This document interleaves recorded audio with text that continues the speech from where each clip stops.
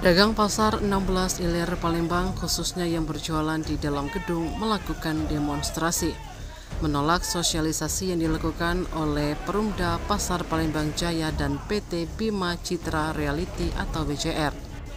Pantauan sumselupdate.com. Ratusan pedagang berkumpul di bagian belakang gedung Pasar 16 Ilir menyuarakan penolakan mereka terhadap aturan yang ditetapkan oleh Perumda Pasar dan PT BCR. Aksi ini membuat para pedagang tidak langsung berjualan yang biasanya buka kios mulai pukul 8.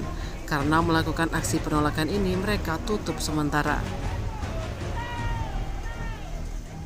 Pedagang menolak masa berakhirnya sertifikat hak milik Satuan Rumah Susun atau SHM-SRS yang ditetapkan oleh Perumda Pasar melalui BPN berakhir pada 2016 silam.